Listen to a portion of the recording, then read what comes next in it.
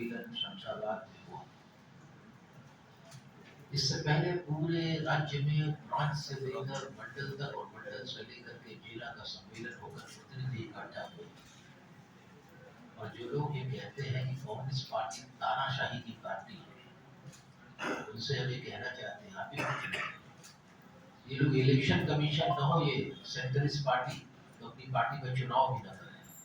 Election commission का एक फैसला है कि आपको हर कॉन्स्टिट्यूशन के हिसाब से अपनी पार्टी में इलेक्शन करना होना चाहिए, इसलिए वो करते हैं। अभी कांग्रेस पार्टी का इलेक्शन हो रहा है,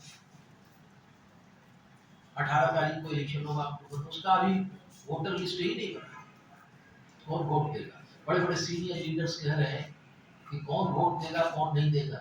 अगर हमने चुनाव लड़ना और किसी से हमने नाम अपना प्रपोज कर दिया, मालूम पड़ा उसका नाम ही नहीं वोटर लिस्ट।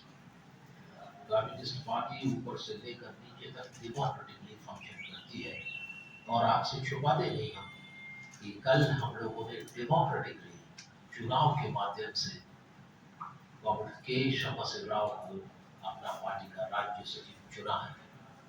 चुनाव हुआ था, कल आपको इधर उधर से बात मालूम पड़ेगी, इससे पहले मैं बता दूं, वोट पड़ा था और वोट में डॉक्टर श्यामासिंह राव अधिक वोट पाए। डॉक्टर पाला वेंकट रेड्डी से 12-14 वोट का अंतर था, वो सचिव चुने गए 14 वोट्स। इनको 59 वोट्स मिले, डॉक्टर पाला वेंकट रेड्डी को 45 वोट्स मिले। इसलिए कंफ्यूजन मत क्रिएट करिएगा। हमारी पार्टी में डेमोक्रेसी है, इंटरनल डेमोक्रेसी है। 14 से 18 अक्टूबर तक फिर हम विजयवाड़ा में अपनी पार्टी की 24th कांग्रेस करेंगे। बीजेपी में तो कोई चुनाव ही नहीं होता। आरएसएस के लोग तय कर देते हैं कि कौन प्रधानमंत्री होगा, कौन चीफ मिनिस्टर होगा। आरएसएस में कोई चुनाव नहीं होता।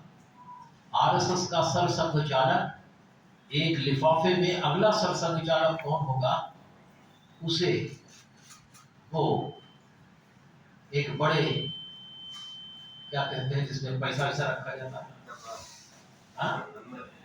वो अलमीरा नहीं, जो लॉकर में रख देते हैं। और जब कोई सरसंघ चालक मरता है या स्टेप डाउन करता है, 5 आदमी मिलकर उस लॉकर को खोलते हैं, उसमें जिसका नाम होता है वो सरसंघ बनता है। और ये लोग बड़ी जनतंत्र की बात करते हैं। भारत भारत आदि संस्कृति का देश, गणराज्यों को मिलाकर के राज्य बनाया, 5000 साल की संस्कृति। पहनोगे आरएसएस में हाफ पैंट और फुल पैंट, धोती कुर्ता नहीं पहनते और भारतीय संस्कृति की बात करते। डबल स्टैंडर्ड की बात, देश को खतरा हो गया है। इसीलिए भारतीय कम्युनिस्ट पार्टी ने आज से 7 साल पहले पौंडीचेरी की अपनी स्टेट नेशनल कॉन्फ्रेंस में कहा था कि ये सरकार दक्षिण पंथ की तरफ जा रही है, ये बेच देगी सारी राष्ट्रीय संपत्ति, ये देश में जाति और धर्म को लड़ाएगी, राज्यों को राज्यों से लड़ाएगी। और वही काम चालू है। हमने कोल्लम में कहा था कि ये पार्टी हिटलर के आदर्शों पर चलती है। हिटलर जिस रास्ते पर चलता था उसी रास्ते पर गांधीवादी समाजवाद, गांधी का नाम लेकर के, और समाजवाद, ये पार्टी कहती थी समाजवाद आएगा आरएसएस की लाश पर आएगा। आज गांधीवादी समाजवाद वो इसका लेना देना नहीं है। ये वैसे ही है जैसे हिटलर ने अपनी पार्टी का नाम नेशनल सोशलिस्ट पार्टी रखा था। तो ये आज भी सबको कहते हैं कि जब कोई किसी को कहता है कि आप अनडेमोक्रेटिक हैं तो हिटलर ही है। मैं आपसे कहना चाहता हूँ, भारतीय कम्युनिस्ट पार्टी देश के अंदर आंदोलनों की पार्टी है। ये मत भूलिए कि कितने संसद और कितने विधायक एमएलए जन आंदोलन की पार्टी है।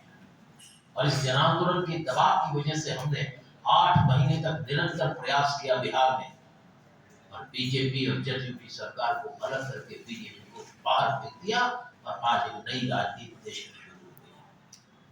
और आपसे कहना चाहते हैं 543 पार्लियामेंट की सीट है। 2024 में 24 में हम लोग 500 पार्लियामेंट्री कॉन्स्टिट्यूएंसीज पर कॉन्सेंट्रेट करेंगे। कौन? Left and democratic forces. 312 सीटें हिंदुस्तान के रूरल इंडिया की लोकसभा की सीटें हैं। 120 पार्लियामेंट्री सीट्स वो urban seats, semi urban seats, semi urban seats around 57 है। इसमें कॉन्सेंट्रेट करके हम नौजवानों को, महिलाओं को इस महंगाई से जो त्रस्त है उनको संगठित करें। इसीलिए हमारा रोल लेफ्ट पार्टीज का, सीपीआई पर्टिकुलर का कोशिश है कि सारे लोग लेफ्ट डेमोक्रेटिक फोर्सेस इस बीजेपी को उखाड़ फेंके, इस देश को बचाने के लिए, इस देश के संविधान को बचाने के लिए। टीआरएस हमें खुशी है कि अपने पहले की पोजीशन से हटी है। इसलिए हटी है कि यहां भी आरएसएस ने दस्तक दे दी, इसलिए वो हटी है। उसकी राजनीतिक सोच में परिवर्तन आया है, हम स्वागत करते हैं उस राजनीतिक सोच का। और उन्होंने राष्ट्रपति के चुनाव में केसीआर ने एक भूमिका निभाने की कोशिश की, अच्छा रहा। अब हम चाहेंगे कि नीतीश कुमार, केसीआर, अशोक गहलोत, पिनराई विजयन, हेमंत सोरेन, भूपेंद्र बघेल, इन सबको इकट्ठा करके हम सारे देश में एक नया जनमानस बना करके 2024 में भारतीय जनता पार्टी को सत्ता से उखाड़ फेंकेंगे।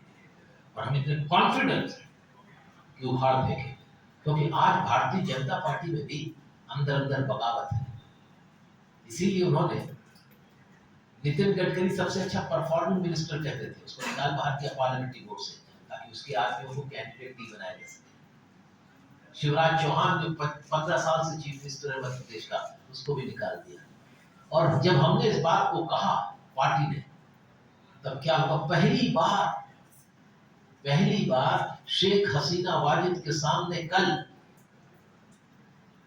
नितिन गडकरी को अपने साथ रखने के लिए, उसको मक्खन लगाने के लिए, पोल्सनिंग करने के लिए नरेंद्र मोदी ने कहा कि ये हमारे सबसे अच्छे मिनिस्टर, बेस्ट मिनिस्टर है, ताकि वो भागने न पाए। ये नई कहानी शुरू हो गई है। और ठीक है, अभी राजनीति में रॉटन टोमेटोज जो है वो 100 रुपीज किलो बिक रहा है बीजेपी के राज में। आप सब जानते हैं देश का मीडिया, चाहे इलेक्ट्रॉनिक हो चाहे प्रिंट मीडिया हो, ये जबरदस्त संकट के दौर से आप लिखते हैं, आप अपनी खबर देते हैं, लेकिन लाला मालिक कहता है ये खबर नहीं जाएगी। 73 चैनल्स का मालिक कौन है? मुकेश अंबानी चैनल्स का मालिक। और अडानी भी 36 चैनल्स के मालिक हो गए। एक और चैनल उन्होंने खरीद लिया, बॉम्बे स्टॉक एक्सचेंज में वो खरीदने जा रहे हैं उसके अनदर 30% शेयर्स को। तो देश के अंदर कंट्रोल कर रहे हैं डेमोक्रेसी के नाम पर। सबका सपोर्ट नरेंद्र मोदी का है।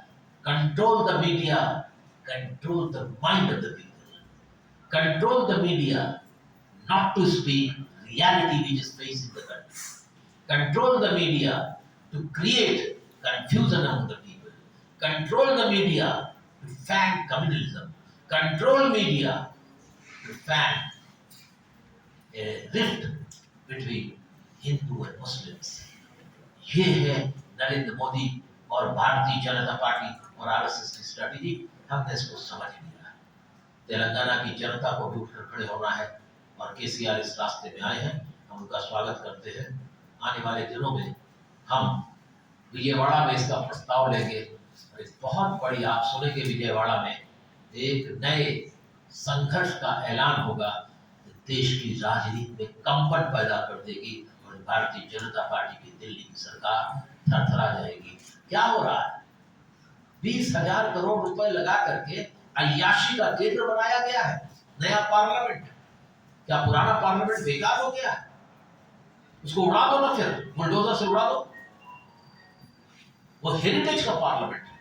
आपने 20,000 करोड़ रुपए क्यों लगाए? लोग भूख से मर रहे हैं, स्कूल को पैसे नहीं मिल रहे हैं, प्राइसेस कहां चली गई? आप विस्तारा बना रहे हैं। आप प्रधानमंत्री जी 6 नई गाड़ियां, 6-6 हजार करोड़ रुपए की खरीद, 6-6 करोड़ रुपए की गाड़ियां, 10-10 करोड़ रुपए की गाड़ियां अपने कॉन्वाय के लिए खरीद रहे हैं। 12,000 करोड़ रुपए का अपना प्लेन खरीद रहे हैं। ये अय्याशी है। This is a great disservice to the nation. इस सबको एक्सपोज करेंगे। आपका सहयोग, धन्यवाद।